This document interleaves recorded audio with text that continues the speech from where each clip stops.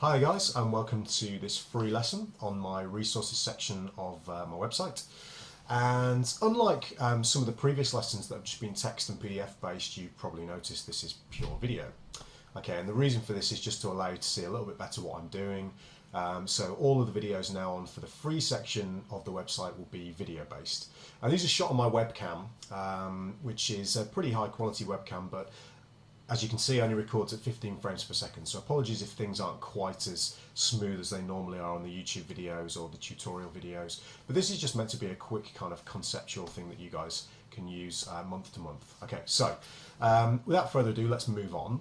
So unlike the last couple of lessons that I've posted up, which were more fretboard knowledge based, this one's going to be a conceptual idea that you can use with something you already know. And the thing that you already know is the A minor pentatonic scale. Okay, so we use it all the time. And something that's quite useful about this scale is it only contains 5 notes. Now, for the A minor pentatonic scale, we get the notes A, C, D, E, and G. Those are our 5 notes. When we position them on guitar through 1 octave, if we start with the first finger at the 5th fret of the E, we get A, C, which is the flat third or the minor third, D at the 5th fret of the A string, which is the 4th. Then we get E, which is the 5th at the 7th fret of the A string, and then we get the flat 7 interval, which is the minor 7 interval at the 5th fret of the D string. Okay, then obviously the octave. So we get this. Now I'm sure you already know that. However, what you may not know is if we omit the D from that particular scale and just play the A, C, E and G, we get an A minor 7 arpeggio. In other words, root, flat 3, 5, flat 7. Now if I stick the A at the 7th fret of the D string on the top, we get a full octave of that A minor 7 arpeggio. So whatever works in a lower octave will also work in the higher octave.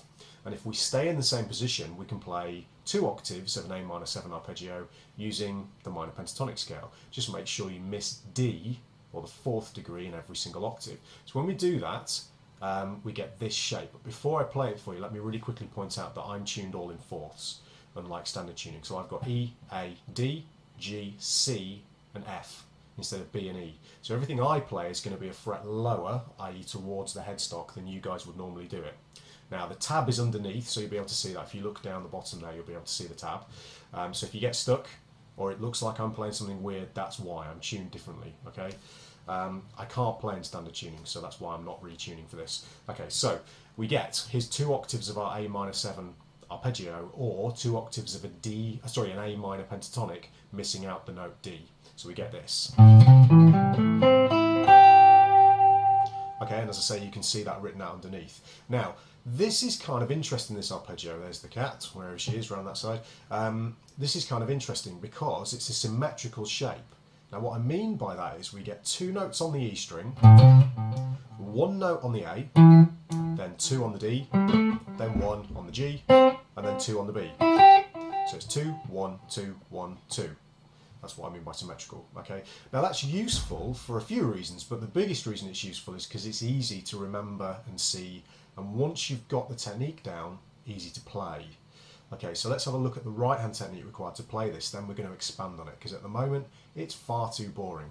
So we start with a downstroke on the right hand, this is, then I do a hammer on, then I do a downstroke, and then I use my middle finger on my right hand to pluck the D string with an upstroke, and then a hammer, bring the pick down to the G string and do a downstroke, and then the middle finger again on the B string, and then a hammer.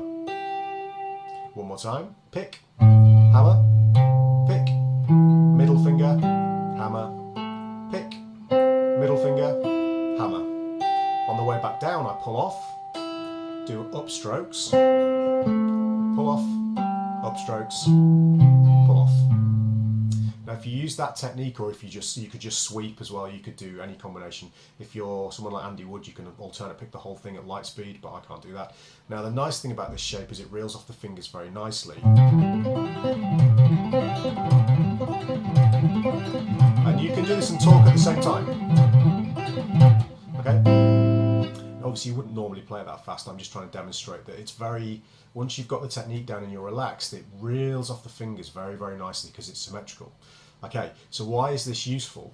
Well, apart from the speed aspect and the kind of relative ease of being able to play this in a relaxed manner, let's take the strings that have got 2 notes on, that's the E string, the D string and the B string, and what we're going to do is take the higher note on each of those strings, in this case the C on the E string, and move it to the next note within the scale on the same string.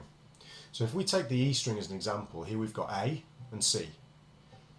So what's the next note within the minor pentatonic, the A minor pentatonic? Now if you said D, you were correct. So if we move the C up 2 frets to D on the same string, bit more of a stretch now of course, which is a bit more technically difficult, but it's worth it for the sound. We get A to D. Now the string with the 1 notes on, or the strings I should say with 1 note on, we keep the same. So in this case we're going to have an E at the 7th fret of the A string, so that's the same. Now on the D string we have the notes G and A, and again what we're going to do is take the higher note, in this case the A, and move it to the next note within the minor pentatonic, which is C. Okay, so C is at the 10th fret, so again a stretch. It's actually the same stretch we did on the E string, so that's nice and easy, even more symmetry.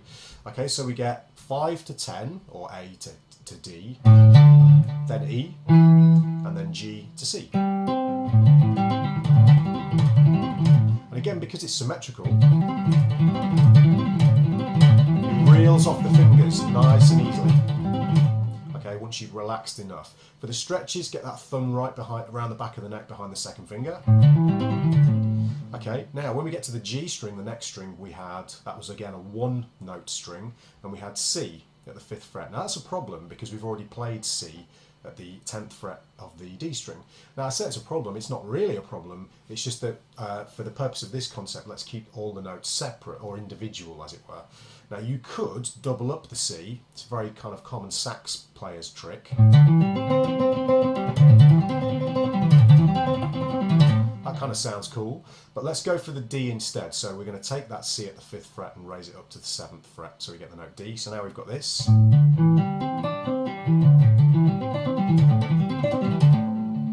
Okay, that leaves us with 1 string, the B string. So we've got 2, 1, 2, 1, now 2 on the B string, and the notes we had were the 5th fret and the 8th fret, which is the notes E and G. For me it's the 4th and the 7th because of my tuning.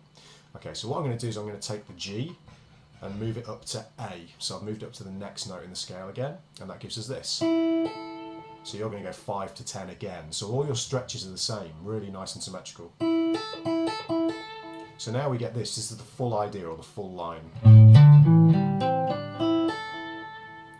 Okay, so when I come back down again, exactly the same thing backwards. And again, because of the symmetrical nature, it flows really nicely.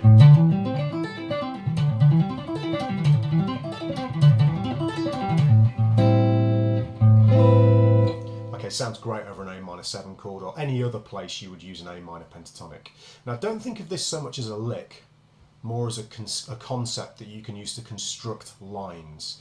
Okay, so a lick kind of implies that you're going to play it the same way every single time. What you want to think of is this is like a shape for a line, so that 2, 1, 2, 1, 2 kind of idea. And this is something that fusion players do. I do it. Guys like, I mean, amazing players like Daryl Gable do this all the time. He's well worth checking out for this kind of concept, especially for pentatonic lines.